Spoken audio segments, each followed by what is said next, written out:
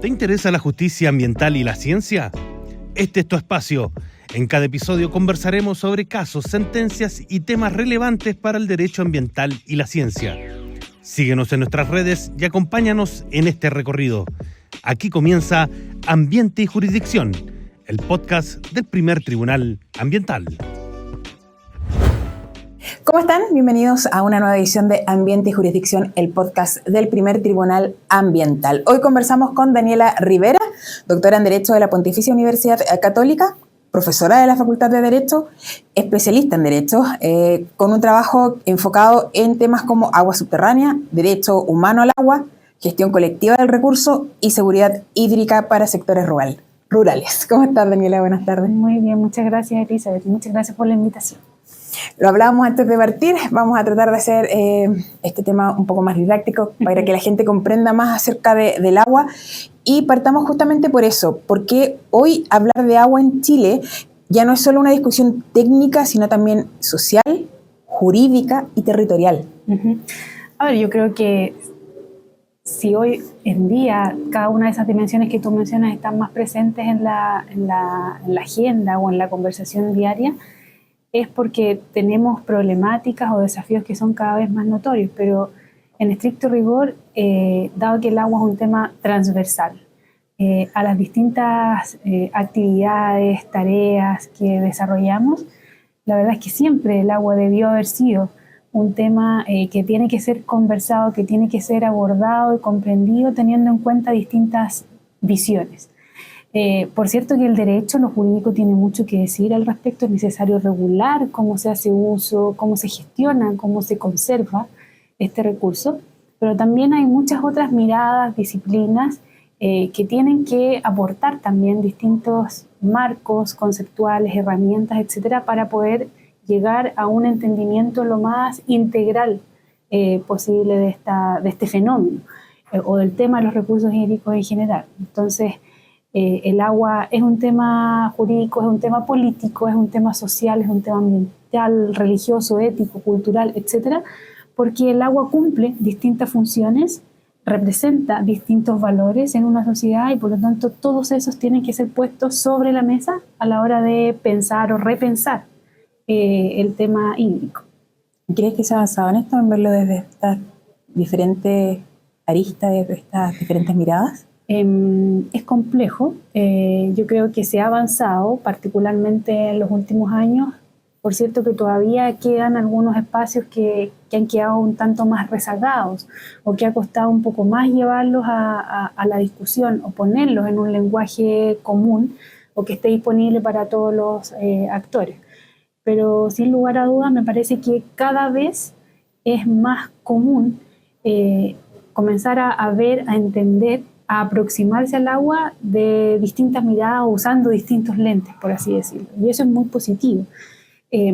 Todavía hay espacios donde es posible seguir avanzando en ese tema y yo creo que ahí la academia en particular tiene mucho por hacer y mucho que aportar y contribuir en el sentido de tratar de llevar estos temas y traducirlos desde distintas perspectivas, visiones, disciplinas, a un lenguaje sencillo, simple y que sea comprensible para la sociedad en su conjunto. Desde tu experiencia, Daniela, ¿cuál crees tú que es el principal problema de fondo en la gestión del agua en Chile? Es una pregunta muy, muy compleja y no solo la pregunta en sí, sino que también la respuesta, poder abordarla, ¿cierto?, en un corto momento y en términos bien sencillos. Yo creo que prefiero siempre mirarlo con un tono más propositivo. Entonces, en lugar de problemas o brechas, prefiero hablar de los desafíos, de los retos que enfrentamos en esta temática y que por lo demás no son propios o únicos, exclusivos de Chile. Yo creo que en temas hídricos es muy usual ver que hay muchos de estos retos que son absolutamente compartidos por muchos países, por muchos territorios, independientemente de los modelos jurídicos, políticos, económicos que existan en estos países. Entonces, hay una serie de cuestiones que normalmente están presentes en las agendas o debiesen estar presentes en las agendas hídricas con temas que se han ido acentuando, que han ido apareciendo más recientemente. Por ejemplo, por mencionar algunos, todo lo que dice relación con la preocupación por el acceso a agua limpia, segura para las personas, el acceso a agua potable, el saneamiento para las personas es un desafío que no es nuevo, pero que en los últimos años ha tendido a estar más presente en la discusión, a existir más preocupación, más interés, se ha visualizado más este tema y yo creo que se está comprendiendo que debiese ser tomado como un reto, un desafío prioritario. Es decir, si hablamos en temas de agua, habrá muchas aristas, ¿cierto? Y muchas temáticas que tienen que ser abordadas, pero me parece que mirándolo aquí desde una perspectiva ética, social, nuestra principal preocupación debiese ser que todas las personas de un determinado país, de un determinado territorio, tengan acceso a agua para satisfacer sus necesidades más básicas. Y yo creo que ahí todavía hay mucho por hacer. De hecho, si miramos esto desde la perspectiva de la Agenda de Desarrollo Sostenible, ¿cierto? Ya se ha visto y se ha adelantado que ese reto, esa meta de tener acceso universal a agua limpia y a servicios de saneamiento al año 2030 no se va a conseguir, no se va a alcanzar. Chile también tiene retos importantes en esta materia, sobre todo a nivel de comunidades rurales más dispersas. Por lo tanto, yo creo que ahí hay un tema fundamental.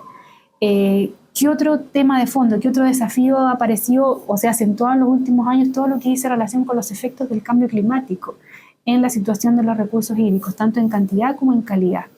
Y al ser un tema que ya podemos decir relativamente nuevo, no absolutamente nuevo porque ya hace tiempo que estamos sintiendo los efectos, no está todavía suficiente y adecuadamente recogido por las normas, por las reglas.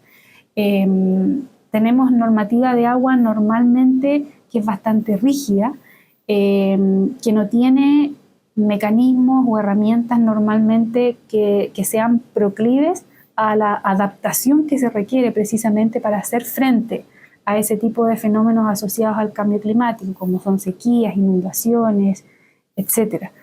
Por lo tanto, ahí, y particularmente desde el punto de vista jurídico, hay un desafío enorme, que es cómo construir sistemas normativos que sean, que tengan un grado de adaptabilidad y flexibilidad suficiente necesaria para poder hacer frente a esos desafíos sin sacrificar rigurosidad, o certeza, que es lo que debiese entregar una buena norma jurídica.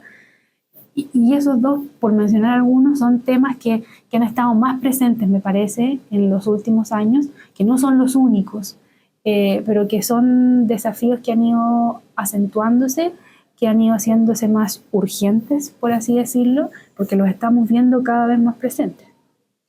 Daniela, usted ha planteado que el reconocimiento del derecho al agua es necesario, pero que también requiere algunas precisiones. ¿Qué significa eso de forma un poco más clara o concreta? Sí, a ver, el derecho humano al agua implica que todas las personas tenemos, ¿cierto?, el derecho, valga la redundancia, a tener acceso a agua limpia, en cantidad y calidad, ¿cierto?, adecuada para satisfacer necesidades de uso personal y doméstico. Es decir, es un derecho con un contenido delimitado. No es agua para cualquier fin, sino que es agua para uso personal y doméstico, y existen regulaciones, reglas, orientaciones internacionales que nos orientan o que nos señalan qué debemos entender por ese uso personal y doméstico. Pero es básicamente agua para que la persona pueda beber, para que la persona pueda preparar sus alimentos, para que pueda asearse, para que pueda asear el hogar y lavar la ropa. Ese es básicamente el concepto de uso personal y doméstico aceptado desde un punto de vista internacional. Por lo tanto, ese derecho humano al agua es un derecho consustancial a la dignidad humana. O sea, existe independientemente de que una norma constitucional o legal lo reconozca. Por supuesto que se estima que es positivo que, además de ser consustancial a la dignidad humana, ¿cierto?, este derecho esté reconocido, consagrado en normas jurídicas como puede ser la Constitución o una ley.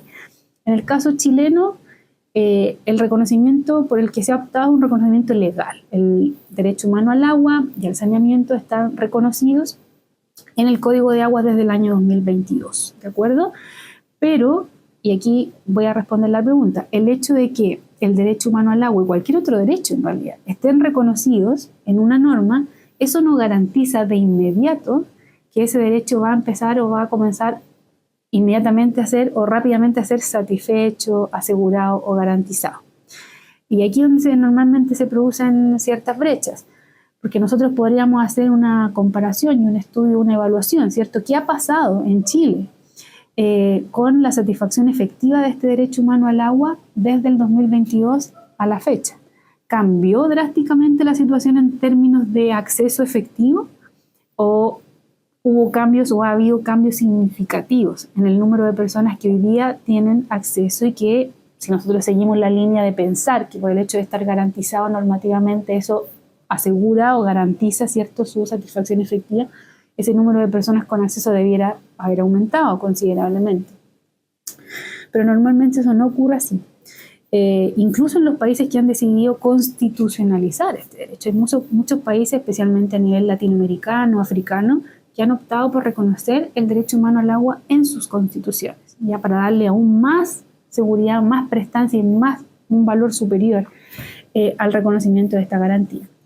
Pero curiosamente, en esos países se dan las principales o las más grandes brechas de acceso, de cobertura efectiva de este derecho. Por lo tanto, ahí hay una distinción que hacer. Es importante el reconocimiento normativo, pero más importante aún es todo lo que se hace a nivel de gestión interna dentro de cada país para implementar y cumplir efectivamente ese derecho en la práctica. Y ahí el principal responsable es el Estado y el que tiene que disponer todos los mecanismos, herramientas y recursos para que eso ocurra. Daniela, ¿por qué es tan importante distinguir entre el reconocimiento del derecho y su implementación efectiva?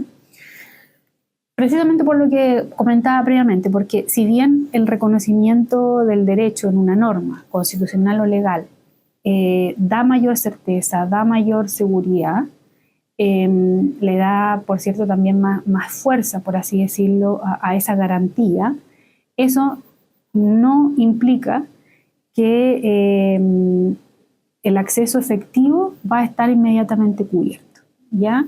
Y a veces hay países, al revés, que no tienen reconocido ni constitucional ni legalmente este derecho humano al agua, pero que sin embargo en la práctica, la mayoría tienen un acceso prácticamente universal a agua limpia y segura para uso personal y doméstico. Por lo tanto, no necesariamente hay una conversación directa entre lo que tenemos reconocido a nivel normativo y lo que sucede en la práctica. Por lo tanto, si bien el reconocimiento normativo es relevante para fines sobre todo de certeza de este derecho, más importante aún me parece a mí es la implementación efectiva, la satisfacción efectiva, lo que ocurre en la práctica. Y yéndonos ya a las zonas más rurales donde quizás el tema del agua es mucho más complejo o se aborda de una forma distinta, ¿dónde observa usted hoy las mayores brechas para asegurar agua para uso personal y doméstico en zonas rurales? A ver, se han hecho algunos estudios, levantamientos en el país que dan cuenta y dan ciertas luces o entregan ciertas luces respecto a dónde están las comunidades o las localidades que presentan mayores deficiencias en este ámbito, y precisamente esto ocurre a nivel de comunidades rurales más dispersas, ¿ya? Esto se ocurre y se da en distintas regiones a lo largo del país, pero de acuerdo a lo que se ha levantado en distintos análisis, las mayores deficiencias o brechas estarían dándose en regiones que son más de la zona sur, austral del territorio nacional, que es algo que uno podría en principio encontrar un tanto raro porque se tiene la concepción, ¿cierto?, de que son zonas en que hay más presencia de agua, físicamente hablando, hay más lluvia, hay normalmente menos condiciones de sequía, si uno piensa, ¿cierto?, con ciertos criterios que suelen estar presentes en la conciencia colectiva, pero en la práctica son regiones de la macrozona sur, austral.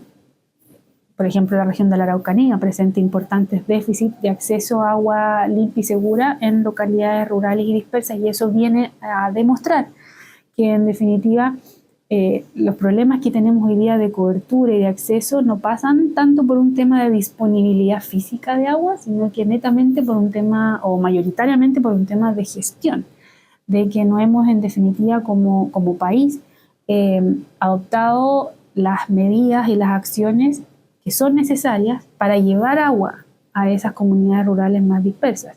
Y eso, por supuesto, requiere decisiones y requiere también recursos financieros para construir los sistemas o disponer todas las herramientas que permitan llevar agua físicamente a esas personas.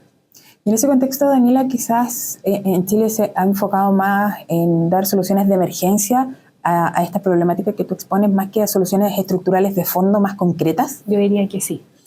Yo diría que sí, en los últimos años sobre todo, y en el marco de esta denominada mega sequía que afectó y todavía sigue afectando a cierta parte del territorio nacional, cuyos inicios datan más o menos de los años 2009, 2010, y que en algunas zonas duró 14 hasta 15 años, todavía azota algunas regiones como Coquimbo, por ejemplo.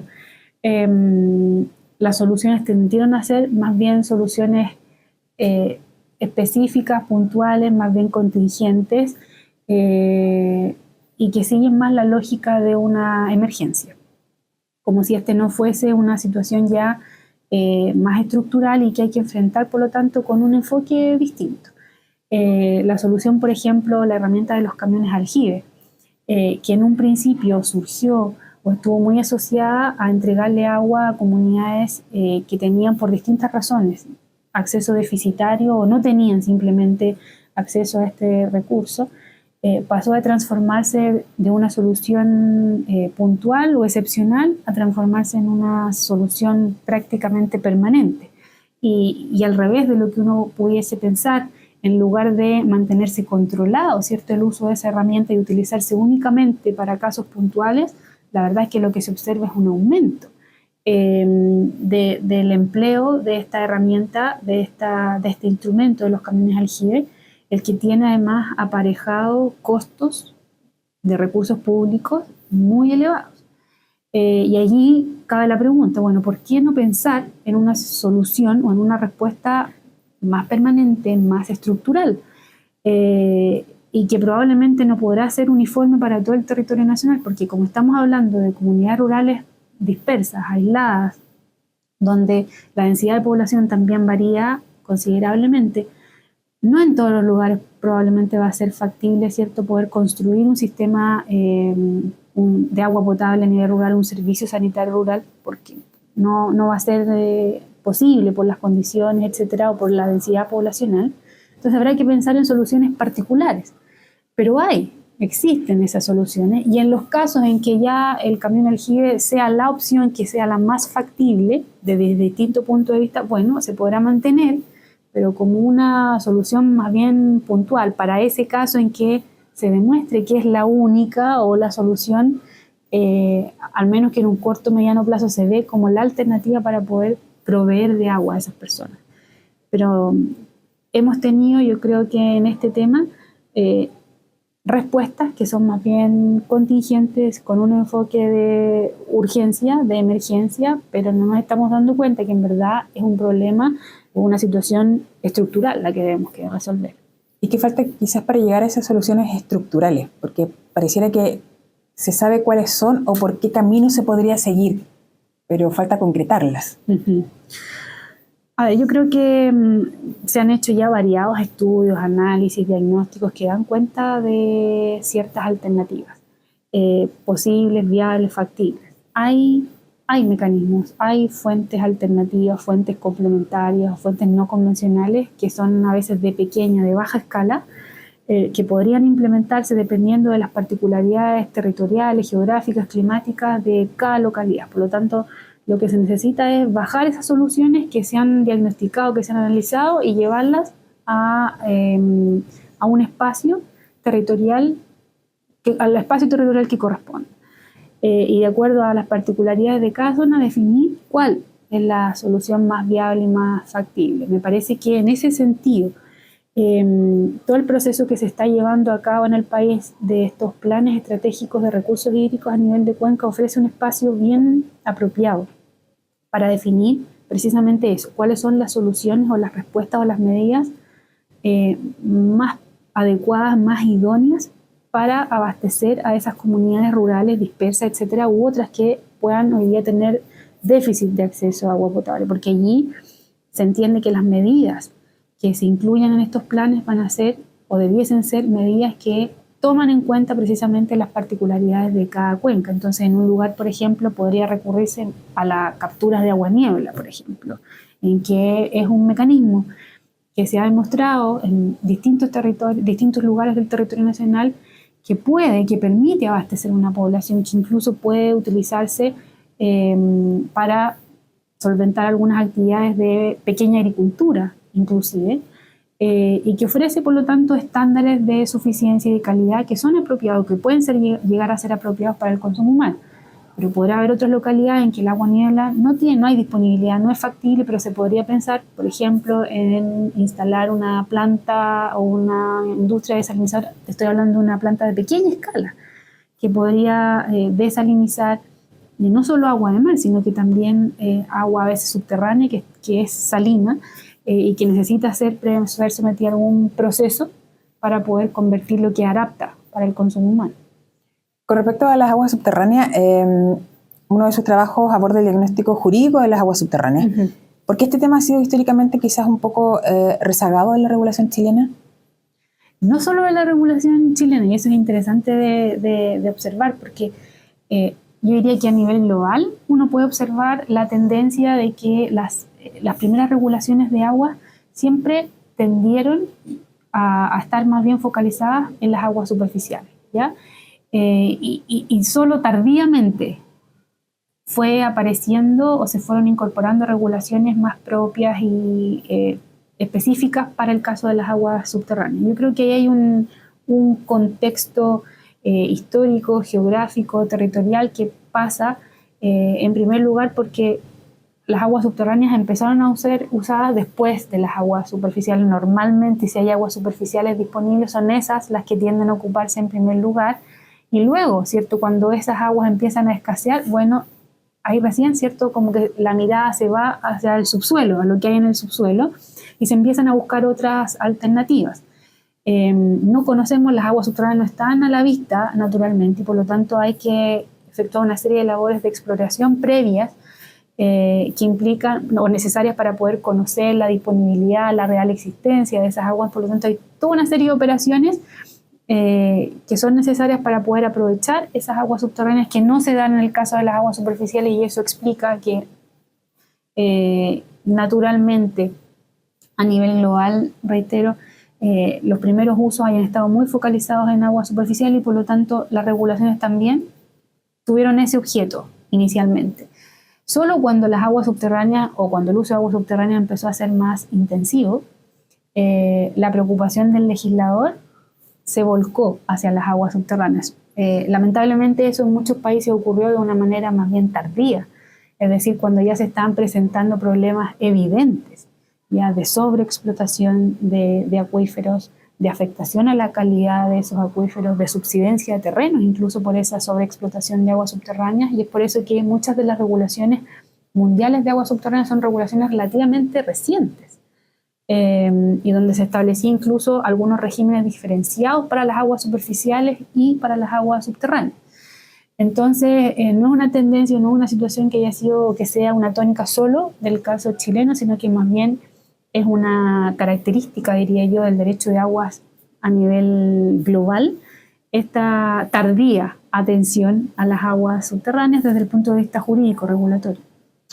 Eso quiere decir que entonces hay, hoy en día incluso se sigue teniendo una institucionalidad quizás que ve más lo visible que lo invisible de del recurso hídrico.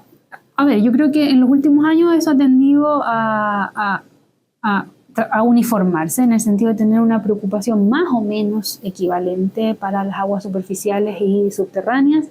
En nuestro caso, yo diría que a partir de la reforma del año 2005 al Código de Agua ya se empezaron a introducir algunas disposiciones más específicas para el caso de aguas subterráneas. Con anterioridad a ello existían, pero eran más bien generales o muy escuetas las reglas particulares que existían, porque también se creía que las reglas que había para aguas superficiales iban a ajustarse perfectamente o podían aplicarse perfectamente para el caso de aguas subterráneas, pero poco a poco nos fuimos dando cuenta de que en verdad las aguas subterráneas tienen una serie de particularidades que requieren también reglas específicas. particulares. Y con eso no contábamos y eso generó ciertos problemas, ciertas dificultades a la hora sobre todo de gestionar estos recursos que son además muy estratégicos para cualquier país. Y poco a poco entonces las regulaciones fueron incorporando reglas que tratan de construir un sistema para las aguas subterráneas que sea completo, suficiente, etc. Ya en reformas posteriores al Código de Aguas, particularmente la del 2018 y 2022, fue creciendo el articulado, fueron creciendo las reglas que se hacen cargo de las particularidades propias de aguas subterráneas, pero creo que todavía tenemos algunos vacíos que no han sido suficientemente abordados. Y con respecto, yendo al tema de la regulación, Daniela, ¿qué principios considera usted que debería orientar hoy una regulación quizás más moderna del agua en Chile? A ver, hay una serie de directrices o principios orientadores que uno podría mencionar, ¿cierto? Pero partiendo del hecho de que las aguas son bienes nacionales de uso público, mientras están, ¿cierto?, en sus fuentes naturales, me parece que un principio matriz y que está presente ya explícitamente establecido en el Código de Aguas desde 2022 es el principio del interés público. Es decir, estos son bienes nacionales de uso público, por lo tanto, toda su gestión, toda su conservación tiene que estar orientada hacia ese interés público. ¿Ya? Esto no significa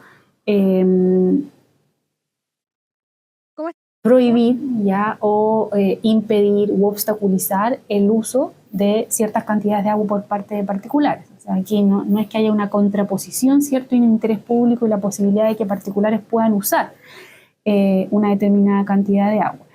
Pues el concepto de interés público es muy amplio y tienen también cabida dentro de ese concepto los usos que los particulares o distintas actividades puedan hacer de este recurso, pero siempre tiene que haber una como piedra basal o piedra angular, ¿cierto?, de cualquier uso, de cualquier medida, de cualquier regulación en temas de agua, este principio del interés público por el hecho de tratarse de un bien nacional de uso público cuya administración está a cargo además de un órgano de la administración pública, principalmente que es la Dirección General de Agua. Eso por un lado. Otro principio que también me parece muy relevante y que también está ya positivamente incorporado en el Código de Aguas es el principio que podríamos denominar de sustentabilidad. Sustentabilidad en la gestión hídrica y sustentabilidad también en el uso y en la conservación de las fuentes hídricas, ¿ya? Hay un llamado constante del legislador en materia de agua, sobre todo desde el año 2022 a la fecha, a cuidar la sustentabilidad de las fuentes hídricas, superficiales y subterráneas. Particularmente me parece que hay una tensión en las aguas subterráneas, por lo que hablábamos hace algunos minutos. Por lo tanto, hay una serie de herramientas, de reglas que van en esa dirección de apuntar hacia el cuidado, ¿cierto?, el uso, el aprovechamiento sustentable de esas fuentes hídricas, y eso también nos lleva a entender este concepto de sustentabilidad en el sentido o en la orientación que mencionaba previamente, de que ese uso o ese cuidado de la fuente hídrica no significa impedir, ¿cierto?, que particulares o que distintas actividades puedan tener asociada a través de la figura de los derechos de aprovechamiento la posibilidad de utilizar una determinada cantidad de agua bajo ciertas condiciones que son establecidas en el respectivo acto concesional por el que se otorga ese derecho de aprovechamiento. En esa misma línea también y muy vinculado a este concepto de sustentabilidad, creo que un mandato que también está establecido en el nuevo código, principalmente para la Dirección General de Aguas, es que hay que velar por la armonía y equilibrio entre funciones productivas que utilizan el agua como un insumo básico y la preservación ambiental o ecosistémica. Es una tarea difícil, por cierto, complicada, sobre todo en épocas donde la disponibilidad hídrica es más deficitaria o donde hay muchos usuarios o muchas actividades, ¿cierto?, compitiendo o que demandan agua para su desarrollo, pero el mandato del legislador con esta mirada de sustentabilidad me parece que no es impedir las unas o las otras, sino que tratar, y aquí viene el desafío que es complejo, de que todas puedan desarrollarse con cierta armonía y cierto equilibrio. Y esa es tarea de la autoridad definir cómo eso se va a lograr en la práctica, teniendo siempre presente que el uso prioritario es la función de subsistencia, que es el consumo humano. Hay que seguir trabajando entonces, llegar a ese equilibrio, Daniela. Sí, bonito desafío. Muchísimas gracias por habernos acompañado y por tu tiempo para entender un poco más acerca de la gestión del agua en nuestro país. No, muchas gracias a ti y al tribunal por la invitación a este interesante espacio.